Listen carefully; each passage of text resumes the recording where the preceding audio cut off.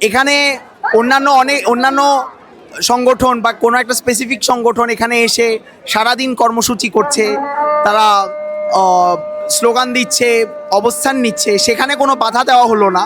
অথচ যখন জগন্নাথ বিশ্ববিদ্যালয়ের শিক্ষার্থীরা তাদের একটা সংকট নিয়ে আসলো, সেখানে সাথে সাথেই টিয়ার গ্যাস নিক্ষেপ করা এবং সাউন্ড গ্রেনেড দিয়ে হামলা চালানো, আমাদের শিক্ষকদের ওপর হামলা করা হয়েছে, আমাদের নারী শিক্ষার্থীদের উপর হামলা করা হয়েছে, অনেকে গুরুতরভাবে আহত হয়েছে। তাহলে এই যে বৈষম্য, আন্দোলনের মাঠেও বৈষম্য, যে কোথায় কে কথা বলতে পারবে এবং পারবে না, এই জিনিসটার আসলে আমরা ধিক্কার জানাই।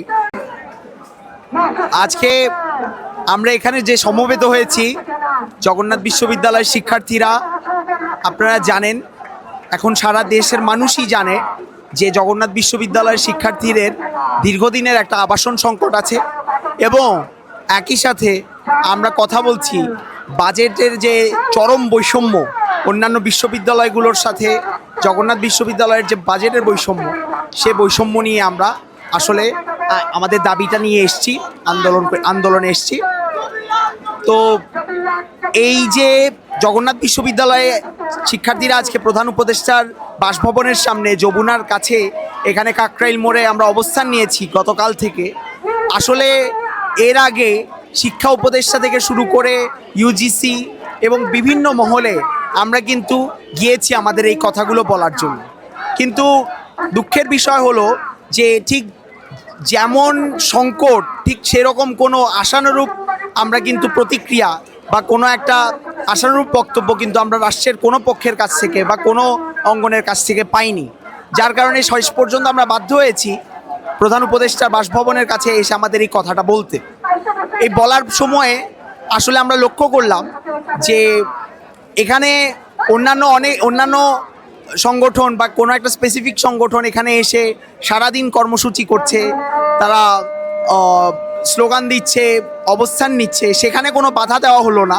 অথচ যখন জগন্নাথ বিশ্ববিদ্যালয়ের শিক্ষার্থীরা তাদের একটা সংকট নিয়ে আসলো, সেখানে সাথে সাথেই টিয়ার গ্যাস নিক্ষেপ করা এবং সাউন্ড গ্রেনেড দিয়ে হামলা চালানো, আমাদের শিক্ষকদের ওপর হামলা করা হয়েছে, আমাদের নারী শিক্ষার্থীদের উপর হামলা করা হয়েছে, অনেকে গুরুতরভাবে আহত হয়েছে। তাহলে এই যে বৈষম্য, আন্দোলনের মাঠেও বৈষম্য, যে কোথায় কে কথা বলতে পারবে এবং পারবে না, এই জিনিসটার আসলে আমরা ধিক্কার জানাই।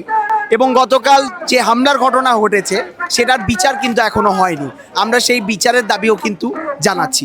বন্ধুগণ, একই সাথে আমরা এই কথাটাও বলতে চাই যে এই যে আমাদের আজকে বৈষম্য নিয়ে কথাটা হচ্ছে জগন্নাথ বিশ্ববিদ্যালয়ের শিক্ষার্থীদের, আমরা কিন্তু একই সাথে অন্যান্য বিভিন্ন বিশ্ববিদ্যালয় এবং বিভিন্ন শিক্ষা প্রতিষ্ঠানের যে বৈষম্যের, শিক্ষাকেন্দ্রিক বৈষম্য, অর্থায়নের ক্ষেত্রে বৈষম্য হচ্ছে, অধিকার পাওয়া না পাওয়ার ক্ষেত্রে বৈষম্য হচ্ছে, আমরা কিন্তু সেগুলোকেও আমরা আমাদের এই বক্তব্যে বলছি, আমরা কিন্তু সেগুলোকে ওন করে বলছি। কারণ আমরা চাই না এত বড় একটা অভ্যুত্থানের পর, এই জুলাই অভ্যুত্থান যেটা বৈষম্য বিরোধী ছাত্র আন্দোলনের নামে হয়েছে, তাহলে তারপরে এসে এরকম বৈষম্য বিরাজমান থাকুক।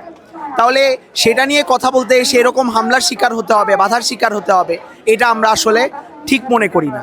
একই সাথে আমরা এই কথাটা বলতে চাই, গতকাল যখন এখানে উপদেষ্টা মাহফুজ আলম তার বক্তব্যটা নিয়ে এসেছিলেন, এখানে একটা অপ্রীতিকর ঘটনা ঘটে, সেখানে একটা বোতল নিক্ষেপের ঘটনা ঘটে তার উপর। আমরা বলতে চাই যে ঘটনাটা অত্যন্ত দুঃখজনক, এবং জগন্নাথ বিশ্ববিদ্যালয়ের শিক্ষার্থীরা আসলে এই কাজের সাথে সংশ্লিষ্ট নয়, এটাই আমরা বিশ্বাস করি। আন্দোলনকে স্যাবোটাজ করার জন্যই, আন্দোলনকে ভিন্ন খাতে প্রবাহিত করার জন্য একটা নির্দিষ্ট স্বার্থান্বেষী গোষ্ঠী এই কাজ করতে পারে বলেই আমরা মনে করি। কিন্তু আবার এই কথাটাও আমরা বলতে চাই, ঠিক এই বোতল নিক্ষেপের ঘটনা নিয়ে বিভিন্ন মহলে কতিপয় উপদেষ্টাদের মধ্যে যে ধরনের উদ্বেগ আমরা লক্ষ্য করেছি, ঠিক সেদিন সকালে এতগুলো সাউন্ড গ্রেনেড পড়লো আমাদের ওপর, এরকম হামলার ঘটনা ঘটলো, কিন্তু সেটা নিয়ে কোনো উদ্বেগ প্রকাশ করতে কিন্তু আমরা দেখিনি। এই যে পার্থক্যটা, এটা কিন্তু আমাদেরকে উদ্বিগ্ন করে। ফলে আমরা এই কথাটা বলতে চাই। আমরা একই সাথে আশা করছি যে শুধু একটা আশাবাদ জাগানো বা শুধু একটা আশ্বাস জোগানোর মতো কথা বলবে, এটা যেন না হয়।